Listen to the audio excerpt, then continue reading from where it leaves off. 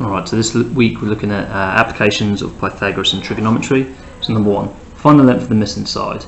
Well, we've been given two sides, so we would use Pythagoras, whereas a squared plus b squared equals c squared. Now let's substitute.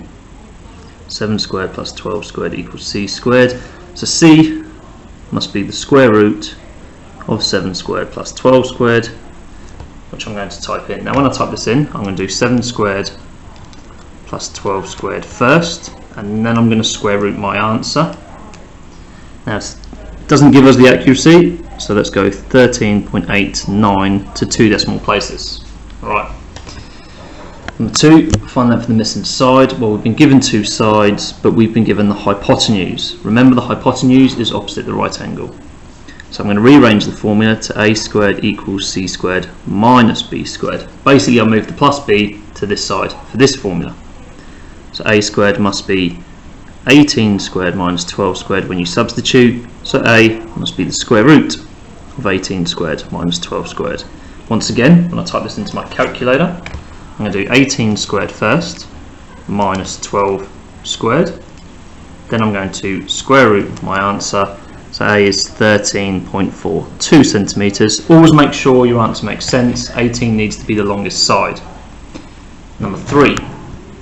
Find the length of the missing side. This time we have an angle.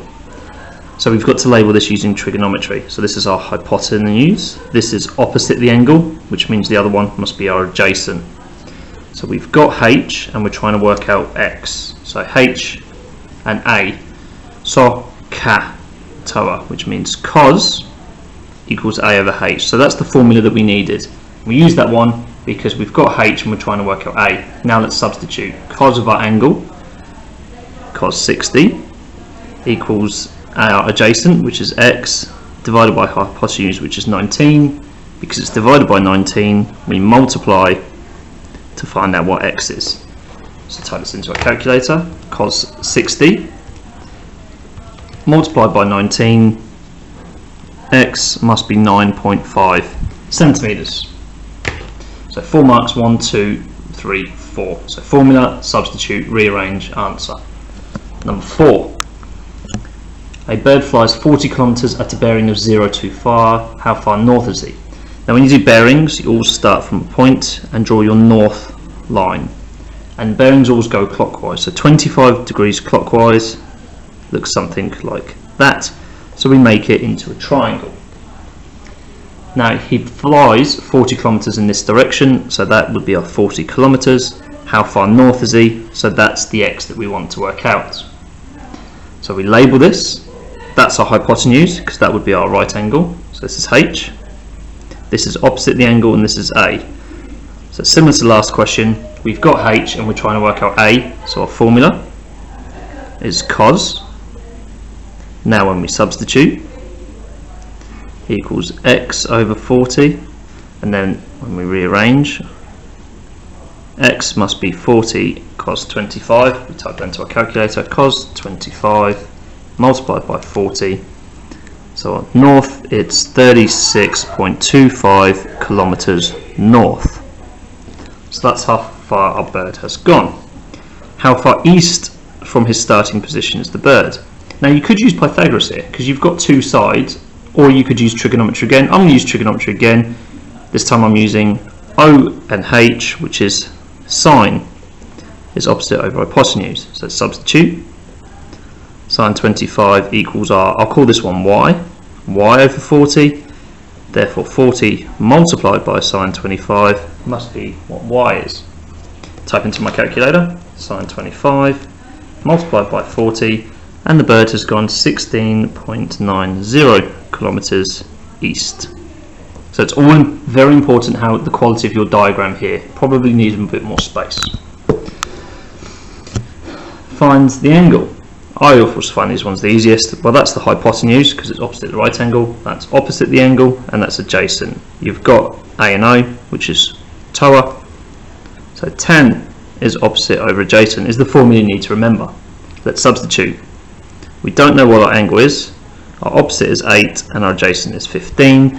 Now to rearrange this one, it's inverse tan 8 over 15.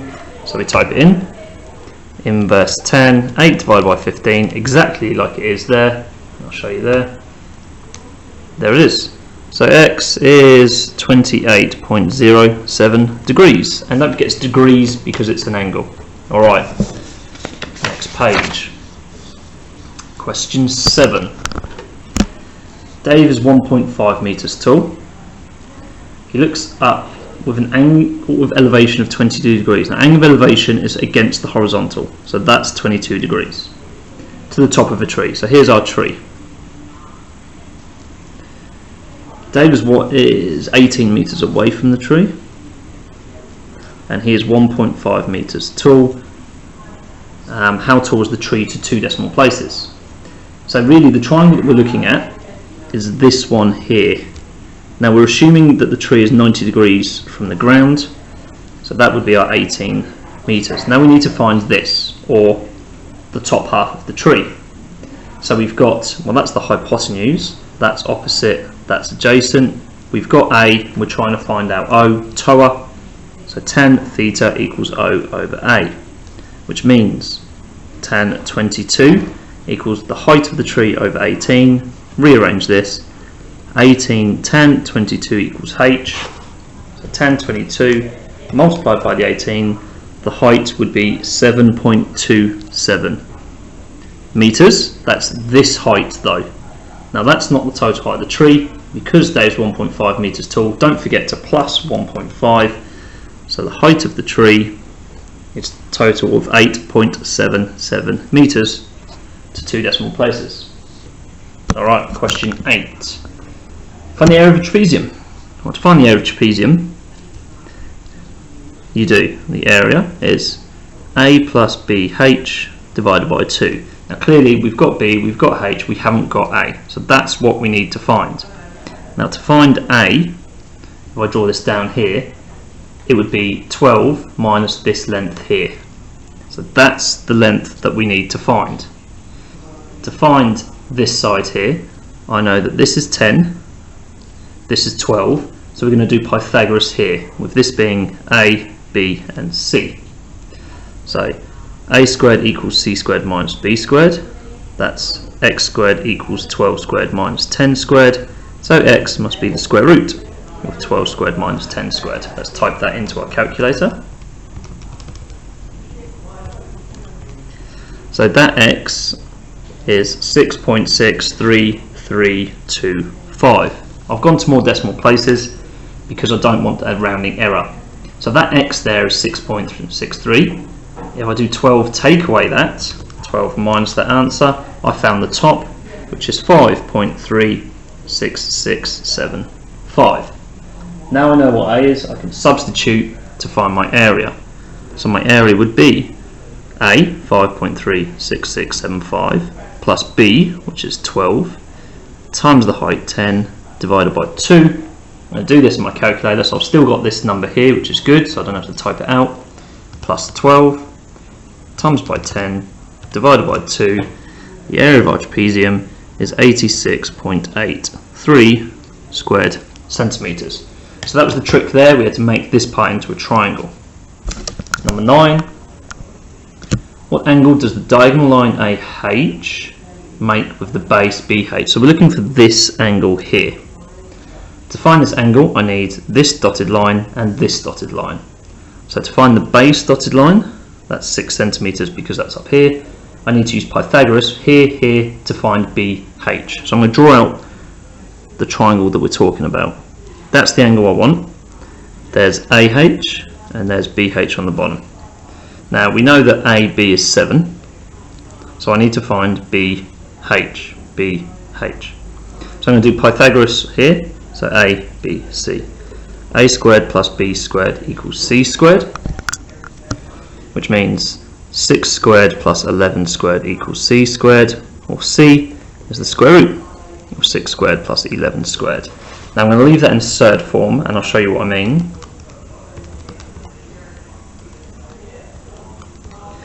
So C is the square root of 157. Now that's this dotted line here. Now the reason I've left it there is because if I type this into my calculator, it's going to give me a horrible decimal number, which I don't want to use. So now I'm just going to do trigonometry here. Well, that's the hypotenuse. That's opposite the angle that's adjacent. TOA, so we're using tan theta equals O over A. And that's the angle that we wanted. So tan of theta equals the opposite, which is 7, over the adjacent, which is the square root of 157. And when we rearrange for an angle, we use inverse. So you can see now why I didn't type that in, because it's going to give me a horrible number, because now I'm going to type in inverse tan. 7 divided by the square root of 157, making sure that's typed in exactly the same as it is, and there it is. So my angle is 29.19 degrees, and that's the angle here. To make it easier for myself, I redrew this triangle and worked out what was missing. So really, with Pythagoras and trigonometry, you need 2 bits of information on the right angled triangle. You either need 2 sides, wherever they are, or 1 side and 1 angle, and you can find everything else.